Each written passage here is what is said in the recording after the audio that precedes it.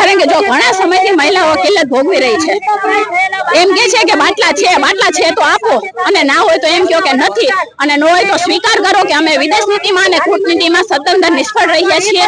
અમે કહ્યું હતું મોદી સરેન્ડર જેવી સ્થિતિ અત્યારે બની જ છે, કારણ કે અત્યાર સુધી એ લોકોએ એવું કીધું કે બાટલા છે ક્યાંય કિલ્લત નથી. તો આ બધું શું છે? રોજ ટીવીમાં તમે જોવો છો લોકો 3 દિવસથી એના ઘરમાં ચૂલા નથી સળગ્યા, રસોઈ નથી કરી શક્યા. તો આ શું છે? ક્યાં પછી તમારી સમજી વિચારીને કરેલું આ કૃત્ય છે કે લોકો અત્યારે એપ્સ્ટીન ફાઇલ ભૂલી જાય, અદાણીનો કેસ ભૂલી જાય, મોંઘવારી ભૂલી જાય.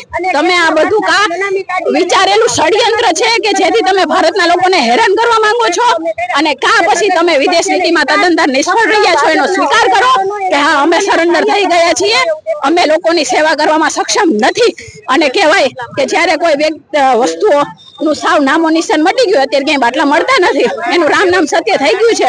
એટલે આજ અમે શ્રદ્ધાંજલિ પાઠવીએ છીએ મહિલાઓ.